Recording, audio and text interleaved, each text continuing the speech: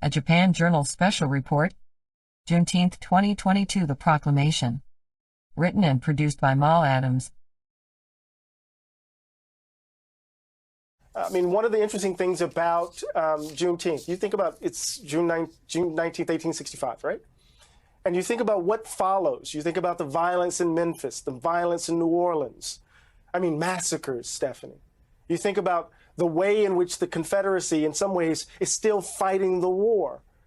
You think about the violence that defines the collapse of radical Reconstruction.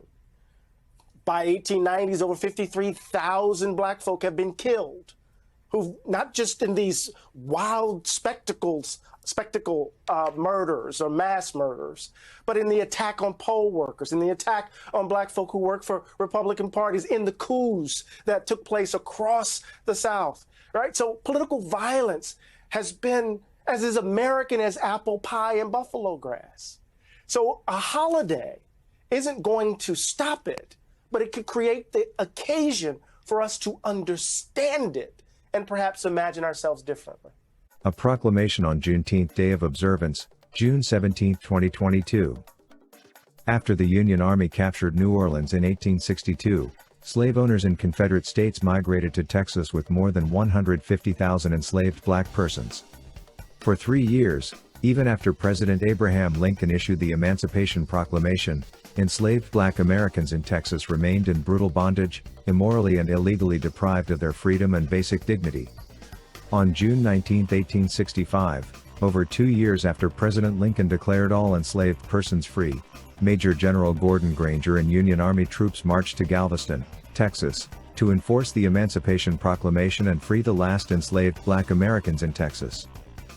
Those who were freed from bondage celebrated their long overdue emancipation on June 19.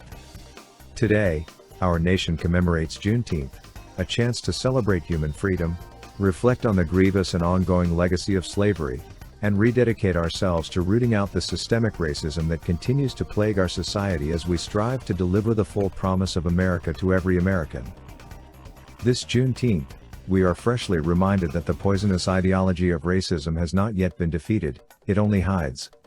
Our nation continues to mourn the 10 lives senselessly taken in Buffalo, New York, and grieve for the families who have lost a piece of their soul.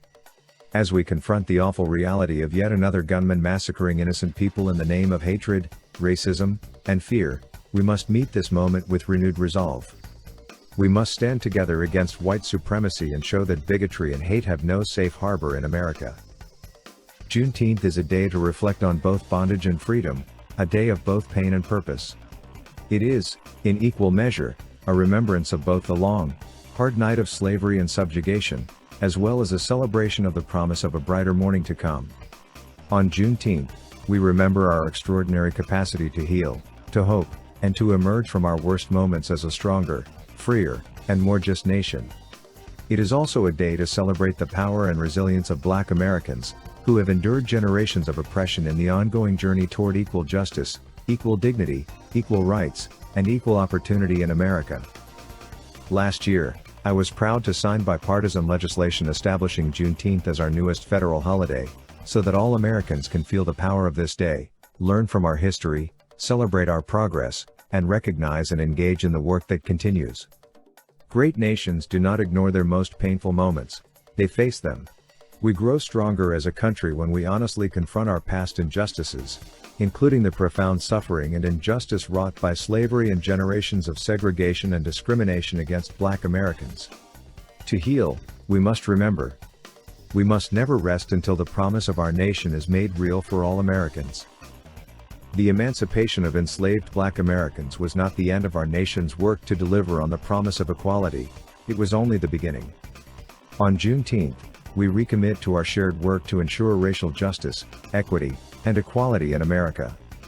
We commemorate the centuries of struggle and progress led by abolitionists, educators, civil rights advocates, lawyers, activists, trade unionists, religious leaders, public officials, and everyday Americans who have brought our nation closer to fulfilling its promise. As my good friend, the late Congressman Elijah Cummings, said, "Our children are the living messengers we send to a future we will never see." Together as a nation, Let us continue our work together to build a country we are all proud to pass along to our children, one where the foundational promises and ideals of America ring true for every child and every family. Now, therefore, I, Joseph R. Biden Jr., President of the United States of America, by virtue of the authority vested in me by the Constitution and the laws of the United States, do hereby proclaim June 19, 2022, as Juneteenth Day of Observance. I call upon the people of the United States to acknowledge and condemn the history of slavery in our nation and recognize how the impact of America's original sin remains. I call on every American to celebrate the emancipation of all Black Americans and commit together to eradicate systemic racism and inequity that can never be tolerated and must always be fought against. In witness whereof, I have hereunto set my hand this 17th day of June, in the year of our Lord 2022, and of the independence of the United States of America the 246th.